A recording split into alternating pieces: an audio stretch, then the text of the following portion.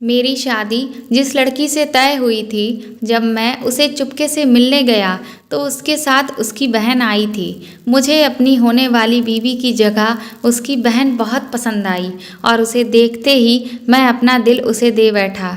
लेकिन अब मैं शादी से पीछे नहीं हट सकता था, इसलिए मैंने शादी वाली रात अपनी बीवी को अपने घर के एक पुराने कमरे में बंद कर दिया और पूरे घर में यह बात फैला दी कि मेरी बीवी अपने प्रेमी के साथ भाग गई है, और अपने ससुराल वालों को भी यह धमकी दी कि अगर अब आपने अपनी छोटी बेटी की शादी मुझसे नहीं की तो मैं आपके खिलाफ धोखाधड़ी का केस दर्ज करवा दूंगा।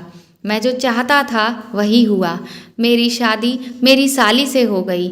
सुहाग रात की रात मैं खुशी खुशी जब कमरे में पहुंचा और मैंने जब उसका घूंघट उठाया तो मेरे पैरों तले ज़मीन ही खिसक गई, क्योंकि वो तो मेरा नाम राहुल है।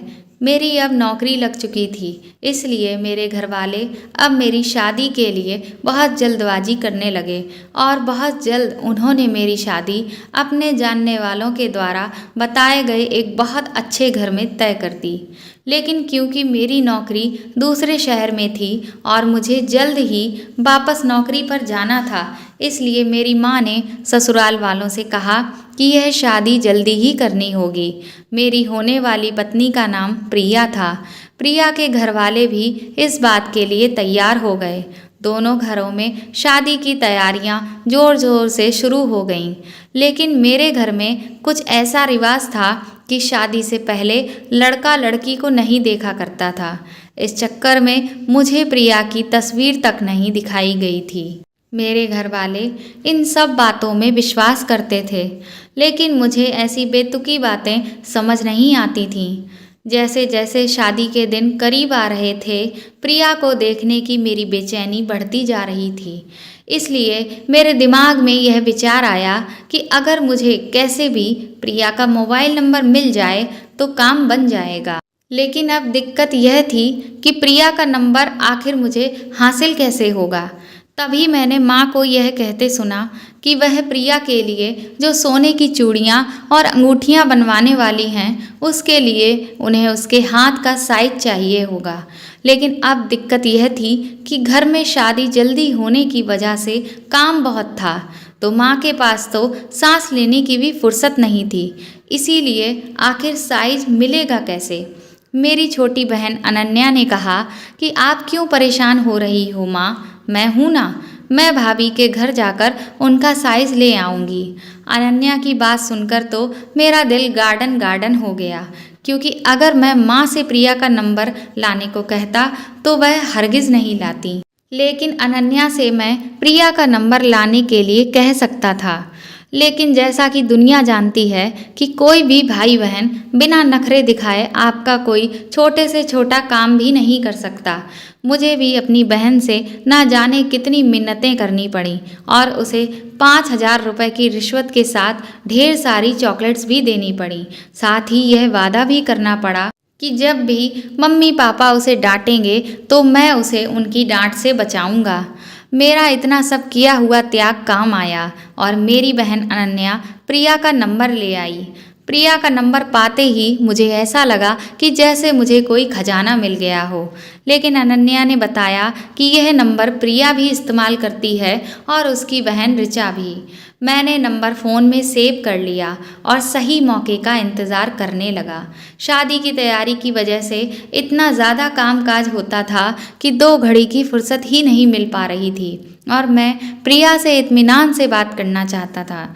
मैंने सोचा मैं उससे बात करके एक बार मुलाकात की फरमाइश करूँगा ताकि मैं उसे देख सकूँ, लेकिन उससे पहले मैं उसकी एक तस्वीर मांग लूँगा।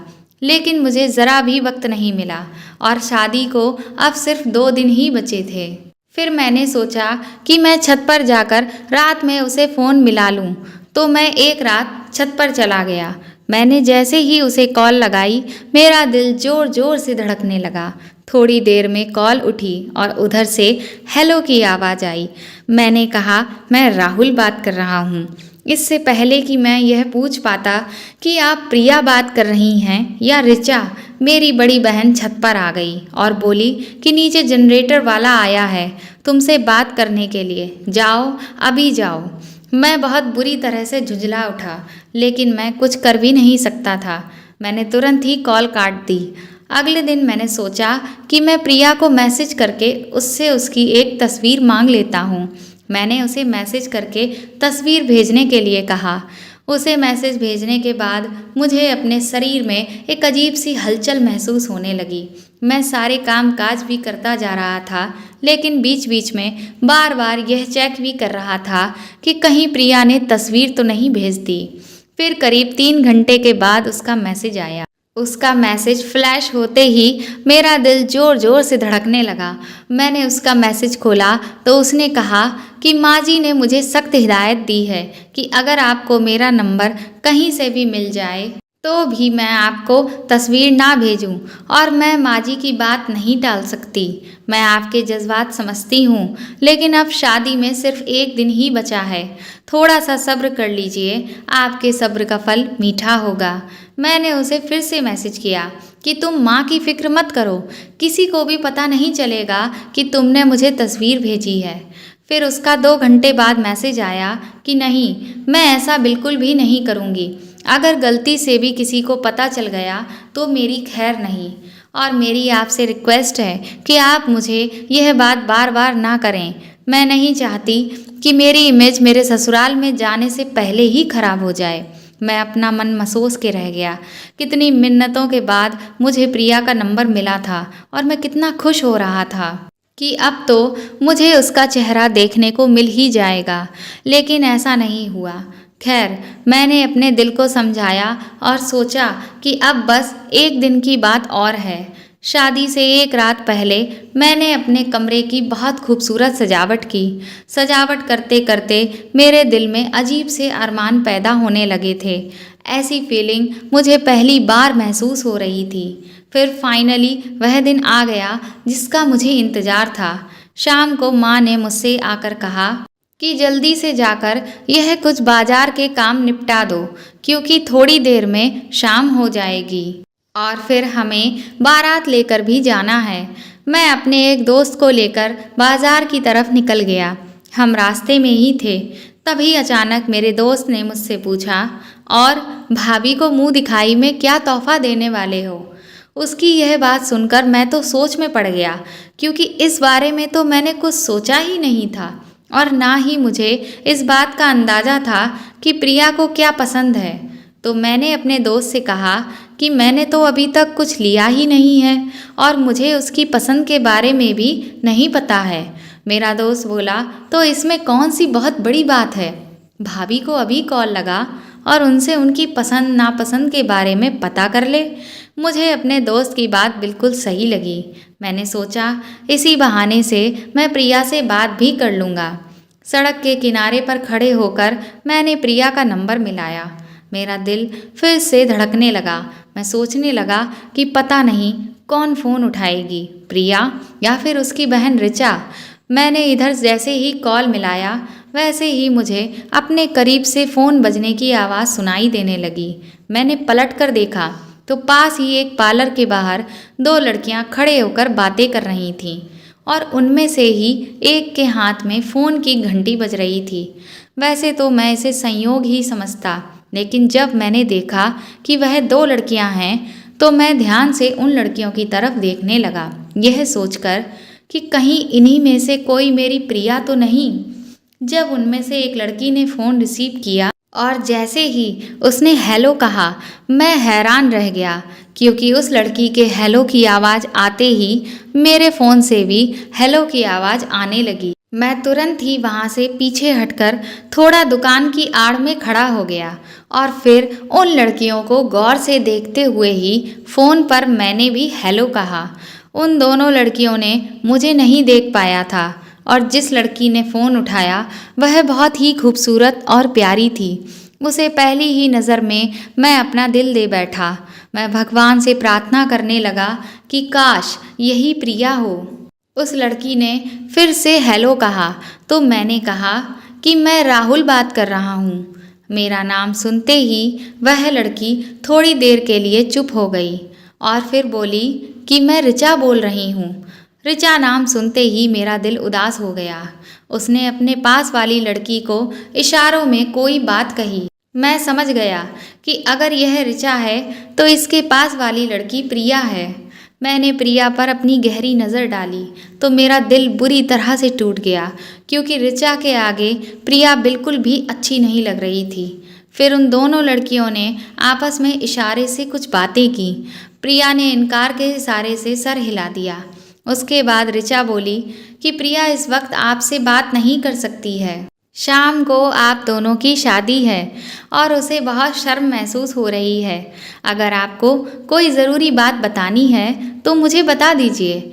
मेरा तो दिल ही टूट गया था, इसलिए मैंने बिना कुछ कहे ही फ़ोन काट दिया। पर थोड़ी ही देर में मेरा फ़ोन दोबारा बजने लगा। जब मैंने देखा तो मुझे ऋचा ही फ़ोन कर रही थी। लेकिन अब मैं किसी से भी बात नहीं करना चाहता था, क्योंकि मैं बहुत उदास था और मैंने अपना फ़ोन स्विच ऑफ कर लिया। जो ज़रूरी सामान खरीदने के लिए मैं बाज़ार आया था वह वापस लेकर घर चला गया, और प्रिया की मुंह दिखाई के लिए भी मैंने कोई तोहफ़ा नहीं खरीदा। मुझे यह समझ नहीं आ रहा था कि माँ ने क्या देखकर प्रिया को पसंद किया है। जब मैं घर पहुंचा तो सभी लोग बारात में जाने की तैयारी कर रहे थे। मैंने पहले सोचा कि मैं अपनी बड़ी बहन से इस बारे में बात करूं, लेकिन वह अपने पति और बच्चों को तैयार करने में बहुत बिजी थी। तभी मेरी माँ की आवाज़ मेरे कानों में पड़ी। वह बोली, बारात निकलने का समय हो रहा है और तू है कि अभी तक तैयार नहीं हुआ। उनकी बात सुनकर तो जैसे मुझे रोना आ गया। मैं सोचने लगा कि मैं आपको कैसे बताऊं कि अब मेरी सारी खुशी खत्म हो चुकी है। खैर, फिर मैं अपने कमरे में जाकर तैयार होने लगा और खुद को इस शादी के लिए राज़ी करने लगा। मेरे दिल और दिमाग में एक जंग सी छिड़ गई। मेरा दिल इस शादी के लिए बिल्कुल भी तैयार नहीं हो रहा था, पर फिर भी मैं तैयार होकर घरवालों के साथ बारात लेकर निकल गया। जब तक शादी का पूरा कार्यक्रम चला तब तक प्रिया घूंघट ओढ़े ही बैठी रही। लेकिन अब मुझे भी उसके घूंघट ओढ़े रहने से कोई परेशानी नहीं थी, क्योंकि उसको देखने में अब मुझे जरा भी रुचि नहीं थी। इसलिए मैंने एक नज़र भी उसकी तरफ नहीं देखा। मैं इस कदर उदास था कि किसी भी चीज़ पर मेरा कोई ध्यान नहीं था। जो भी रस्मो रिवाज चल रहे थे वह सब मेरा शरीर तो कर रहा था, लेकिन मेरा मन कहीं और ही था। बल्कि मुझे तो बार बार ऐसा लग रहा था कि मैं कई घंटे की नींद सो जाऊं और उठूं ही ना। फिर जब विदाई का समय आया तो मैंने प्रिया को अपनी माँ के साथ गाड़ी में बिठा दिया और खुद ड्राइवर के साथ आगे बैठ गया। मैंने एक बार भी प्रिया की तरफ नहीं देखा और ना ही अब मुझे उसे देखने में कोई दिलचस्पी थी। मैंने जब पार्लर के बाहर उसे देखा था उससे ही मेरा दिल भर चुका था।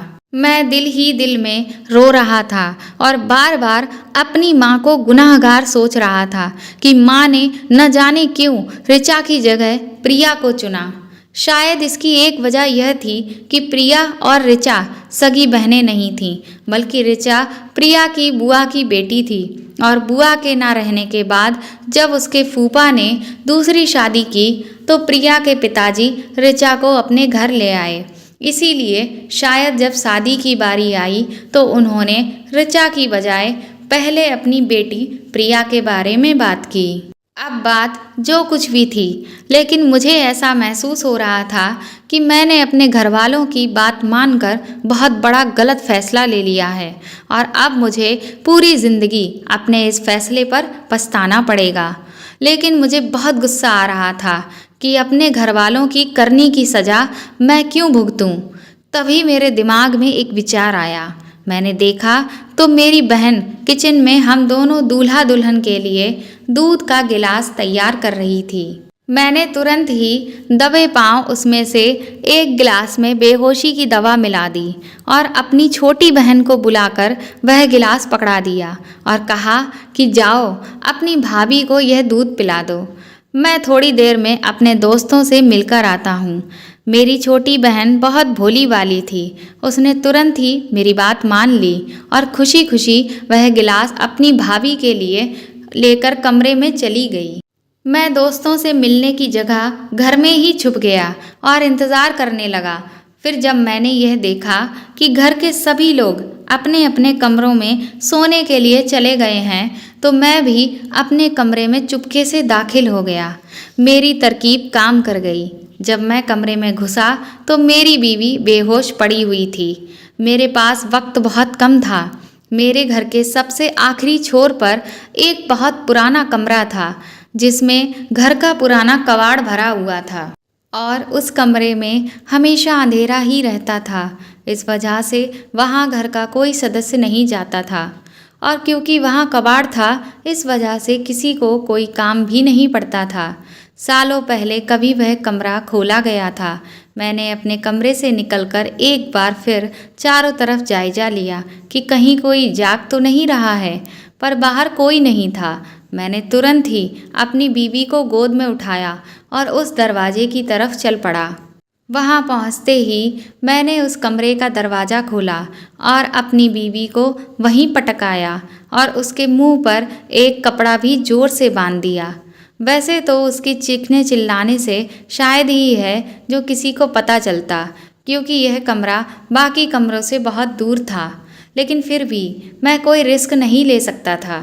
उसे वहीं छोड़कर मैंने एक बार कमरे का जायजा लिया तो कमरे में कोई खिड़की तो नहीं थी, लेकिन छोटे छोटे 2 रोशनदान थे जिससे हवा आ रही थी।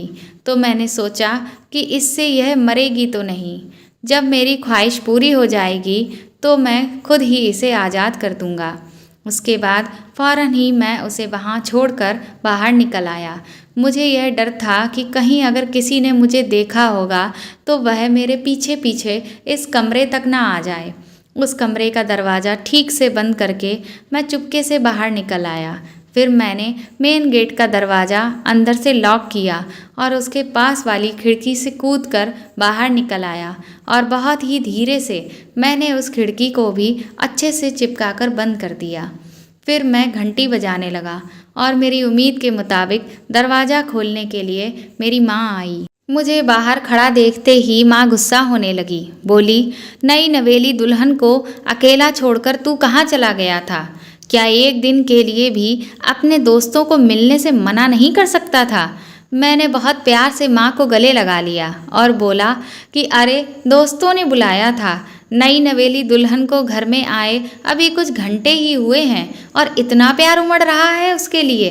चलो अच्छा, हम दोनों ही मिलकर तुम्हारी बहू को देखने चलते हैं। तुमने तो अभी तक मुझे उसका चेहरा भी नहीं देखने दिया है। माँ बोली कि मैं तेरे साथ तेरे कमरे में नहीं जाऊंगी, कुछ तो शर्म कर। आज तो तुझे तेरी दुल्हन का चेहरा देखने से कोई नहीं रोकेगा। जा, खुद ही जाकर अपनी दुल्हन का चेहरा देख ले। लेकिन अपने प्लान के मुताबिक मैं माँ को ज़बरदस्ती पकड़कर अपने कमरे में ले गया कि नहीं, उसका चेहरा मैं अकेले नहीं, हम दोनों माँ बेटे साथ में ही देखेंगे। जैसे ही मैं और माँ कमरे में दाखिल हुए तो माँ यह देखकर हैरान रह गई कि प्रिया तो कमरे में मौजूद ही नहीं थी।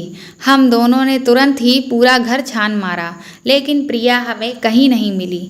फिर माँ ने शोर मचाना शुरू कर दिया। थोड़ी ही देर में सभी लोग आंगन में इकट्ठा हो गए। जब सब लोग एक साथ खड़े हुए तो वहाँ प्रिया को छोड़ सभी लोग खड़े हुए थे। मैंने अपना नाटक जारी रखा और चीखने चिल्लाने लगा कि प्रिया तुम कहाँ हो? प्रिया मिल ही नहीं रही है। लेकिन मन ही मन मैं यह जानता था कि प्रिया अब किसी को नहीं मिलने वाली। फिर मैंने अचानक ही माँ से कहा कि अरे हाँ, जब मैं घर के दरवाजे पर पहुँचा था तो मैंने एक लड़की को टैक्सी में बैठकर जाते हुए देखा था। कहीं वह प्रिया तो नहीं थी, लेकिन टैक्सी में तो कोई लड़का भी उस लड़की के साथ मौजूद था। मेरी यह बात सुनकर तो माँ बुरी तरह से घबरा गई। मैंने शक का कीड़ा खुद ही अपने घर वालों के दिमाग में डाल दिया ताकि सभी लोग यह सोचें कि प्रिया अपने प्रेमी के साथ फरार हो गई है। थोड़ी देर के बाद मेरे सारे घर वालों को मेरी बात पर यकीन हो गया कि प्रिया घर में नहीं है, बल्कि वह किसी के साथ चली गई है। तो माँ ने तुरंत ही प्रिया के घर वालों को फ़ोन करके सारी बात बता दी। थोड़ी ही देर में प्रिया के पिता दौड़े चले आए। लेकिन वह इस बात को मानने के लिए तैयार ही नहीं थे कि उनकी बेटी ऐसा भी कुछ कर सकती है। उन्हें अपनी परवरिश पर पूरा भरोसा था।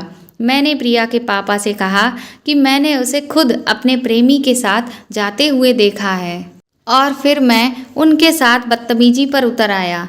वह बेचारे मजबूर होकर मेरी सारी जली कटी बातें सुन रहे थे। मैंने प्रिया के पिता को धमकी दी कि वह उसे कहीं से भी ढूंढ कर लाएं, वरना मैं पुलिस में उनके खिलाफ धोखाधड़ी की रिपोर्ट दर्ज करवा दूंगा कि उन्होंने जानबूझकर अपनी बेटी की शादी मुझसे करवाई और फिर अपनी बेटी को उसके आशिक के साथ फरार करवा दिया और मेरी इज्जत पर दाग लगा दिया। प्रिया के पिता एक इज्जतदार आदमी थे और वह खुद भी बहुत परेशान थे।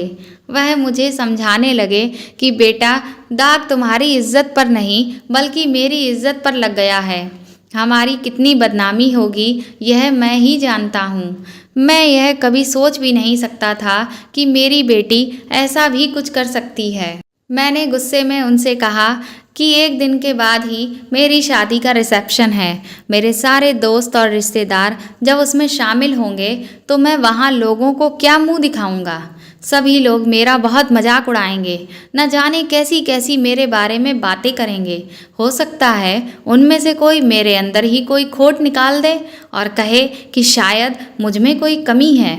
इसी वजह से सुहाग रात वाले दिन मेरी दुल्हन मुझे छोड़कर भाग गई।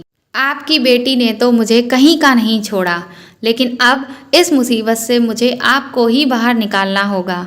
मेरी बात सुनकर प्रिया के पिता असमंजस में मेरी तरफ देखने लगे कि भला वह इसमें क्या कर सकते हैं। मैंने भी अपनी अगली चाल फेंकते हुए कहा कि वह मेरी शादी ऋचा से करवा दें, ताकि मैं लोगों के सामने यह तो कह सकूं कि यह मेरी बीवी है। मेरे मुंह से ऐसी बात सुनकर प्रिया के पिता के तो होश ही उड़ गए और वह कहने लगे कि यह कैसे मुमकिन हो सकता है कि मैं तुम्हारी शादी ऋचा से करवा दूं। मैंने कहा कि मैं सब कुछ बहुत अच्छे से जानता हूं कि प्रिया और ऋचा सगी बहनें नहीं हैं, इसलिए अगर आप पुलिस से बचना चाहते हैं तो मेरी शादी ऋचा से करवा दें। इससे पहले कि यह बात सब जगह फैल जाए और हमारे साथ साथ आपकी भी बदनामी हो, यह शादी तुरंत करवा दीजिए। मेरी बात सुनकर प्रिया के पिता मजबूर हो गए और उन्होंने मेरी बात मान ली और बोले कि शायद अब यही एक रास्ता है जिससे दोनों परिवारों की इज्जत बच सकती है। अगले ही दिन बहुत साधारण तरीके से मेरी और ऋचा की शादी हो गई। अब तो मैं बहुत खुश था क्योंकि मेरी प्लानिंग भी सफल हो गई थी और मैं जिसे अपनी पत्नी के रूप में पाना चाहता था वह भी मेरी पत्नी बन चुकी थी। मुझे अब अपनी समझौते से भरी शादी से छुटकारा मिल चुका था, इसलिए मैंने सोचा कि एक बार मेरे ऋचा से संबंध हो जाएं, फिर मैं चुपके से प्रिया को आज़ाद कर दूंगा और जब वह सबको सच्चाई बताएगी तब भी मैं यही कहूँगा कि वह अपने जिस प्रेमी के साथ चली गई थी उसने ही अब उसे छोड़ दिया होगा और अब खुद को बेगुनाह साबित करने के लिए वह मुझे गुनहगार ठहरा रही है। मैं ऋचा की विदाई करवाकर अपने घर ले आया। वह मेरे कमरे में बैठी हुई थी और मैं भी कमरे में जाने के लिए बेसब्र हो रहा था। इस बार मैंने अपनी पत्नी के लिए एक खूबसूरत सी अंगूठी खरीदी और एक गुलाब का फूल भी लिया। दोनों ही चीज़ें लेकर मैं धीरे से अपने कमरे में दाखिल हुआ और दरवाज़ा बंद करके उसके पास बैठ गया। मेरा दिल तो खुशी के मारे बुरी तरह से उछल रहा था। मैं बहुत खुश था कि मुझे जिससे प्यार हुआ था भले ही वह मेरी साली थी, लेकिन मैंने अपनी चालाकी से और बेहतरीन प्लानिंग करके उसे अपनी बीवी बना लिया। ऋचा के लिए जो मैं अंगूठी लेकर आया था वह मैंने अपनी जेब से निकाली और उसका बॉक्स खोलकर पास ही रख लिया और अपने एक हाथ में मैंने गुलाब का फूल पकड़ लिया और दूसरे हाथ से मैं उसका घूंघट हटाने लगा। जैसे ही मैंने ऋचा का घूंघट उठाया मेरे कदमों तले ज़मीन निकल गई, क्योंकि यह तो ऋचा नहीं बल्कि प्रिया थी। उसका चेहरा देखते ही मेरा सर बुरी तरह से चकरा गया। मैंने बहुत हैरत से पूछा कि तुम यहाँ क्या कर रही हो? तो वह कहने लगी कि आप ही ने तो मुझसे शादी की है और मुझे इस घर में लेकर आए हैं। अपनी बहन के किए की सज़ा भुगतने के लिए ही तो मैं यहाँ पर आई हुई हूँ। मैंने हैरत से उससे पूछा कि तुम कौन हो? तो वह बोली कि मैं ऋचा हूँ। वह लड़की उस सांवली सी शक्ल सूरत वाली लड़की के जैसी थी जिसे मैं प्रिया समझ रहा था। वह दरअसल ऋचा थी। अब तो मुझे काटो तो खून नहीं, अब मुझे सब समझ आ रहा था। इसका मतलब यह था कि जिसे मैं पहली ही नज़र में अपना दिल दे बैठा था, मेरी शादी उससे ही हुई थी। वही लड़की मेरी पत्नी बनी थी और वही मेरी पसंद भी थी, जिसे बिना देखे ही मैंने अंदर कमरे में बंद कर दिया। मैंने ऋचा से पूछा कि तुम्हें याद है शादी वाले दिन मैंने उसे फ़ोन किया था? ऋचा हैरत से मेरी तरफ देखने लगी। वह बोली कि मैंने फ़ोन उसे नहीं बल्कि प्रिया को ही किया था, लेकिन उसने शरारत में अपना नाम ऋचा बताया था। प्रिया बहुत ही ज़्यादा मजाकिया है और उसका इरादा आपको तंग करने का था, इसीलिए उसने ऐसा किया। लेकिन जब आपने बिना कुछ कहे ही फ़ोन काट दिया तो प्रिया परेशान हो गई, इसलिए उसने आपको फिर दोबारा फ़ोन मिलाया, लेकिन आपका फ़ोन तो स्विच ऑफ आ रहा था। अब मैं अपना सर पकड़कर बैठ गया और एक दिन पहले के वह सारे लम्हे याद करने लगा जब मैंने प्रिया और ऋचा को एक साथ देखा था। ऋचा कह रही थी कि प्रिया ने इशारे से उसे चुप रहने को कहा था, जबकि ऋचा उसे बार बार मना कर रही थी कि वह इस तरह से मजाक ना करे। लेकिन प्रिया बहुत शरारती थी, इसीलिए वह मानी ही नहीं और शरारत में खुद को ऋचा बताया। मैंने कहा शादी वाले दिन भी तुम कहीं दिख क्यों नहीं रही थी? तो ऋचा बोली कि शादी वाले दिन मैंने लहंगे के नीचे हाई हील्स पहनी हुई थी और सीढ़ियों से उतरते वक्त मेरा लहंगा हील के नीचे दब गया और मैं लड़खड़ा गई, जिससे मेरा पैर बुरी तरह से मुड़ गया और मोच आ गई। दर्द के मारे तो मुझसे पैर हिलाया तक नहीं जा रहा था, लेकिन मुझे फंक्शन देखना था, तो इसीलिए मुझे मैरिज हॉल के फर्स्ट फ्लोर पर बिठा दिया गया ताकि बालकनी से मैं पूरा फंक्शन देख सकूं।